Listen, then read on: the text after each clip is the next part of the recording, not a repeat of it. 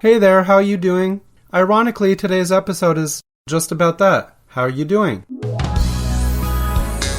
Canadian English. Quirky, eh?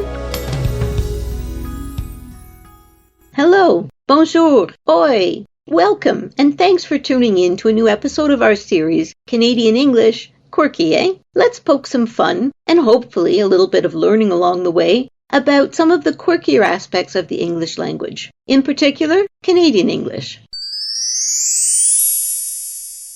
Last time we talked about using the topic of weather as a conversation icebreaker, and in Canada, there is lots of ice to be broken. My name is Lawrence, but my friends call me Larry, and today we're going to move on to the next logical phase of everyday conversations, your health and your news. Canadians are well known for being polite, and every polite conversation begins with asking each other about their well-being. From a complete stranger at the bus stop to your boss in a business meeting, from a restaurant server to a telephone salesperson, you can count on being asked about your health. Now, many exchanges may go like this. How are you? I'm fine, thanks. How are you? I'm fine also, thanks. That's just going through the motions of courtesy. It's like saying, I'm asking you because I know I should, but I don't really care. These are definitely not words that will inspire more dialogue. But to be frank, in some situations, more dialogue is not the goal. Still, sometimes I wonder what would happen if, instead of, I'm fine, I responded with, I'm as high as a kite and couldn't be any giddier. Would they even notice? Anyway, as a social convention, people of all languages use similar question and answer formulas.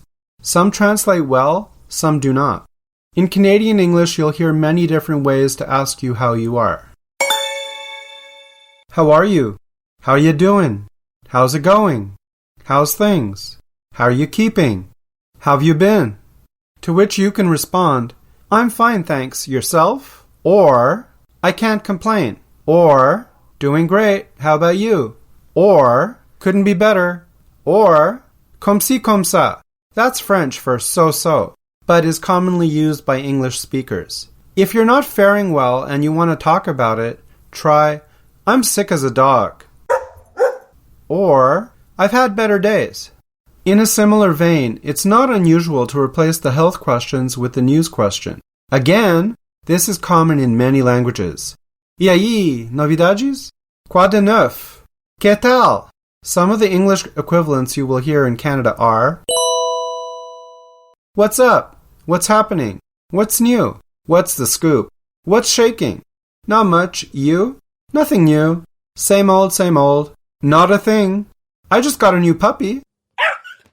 You can get creative in your answers to set the stage for more conversation that will help build relationships in your new environment. I hope I've managed to inch you just a bit toward that goal with today's tips. Don't forget to tune into our next episode. We'll have you sounding like a Canadian in no time. Until then. We hope you enjoyed today's episode. Please take a moment to give us your feedback and like us with a big thumbs up. Feel free to play it again and share it with friends and family. You have been listening to Canadian English, Quirky, eh?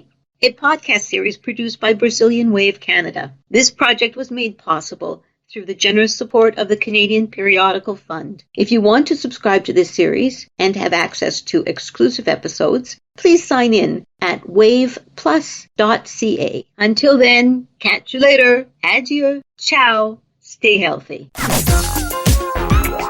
Canadian English. Quirky, eh?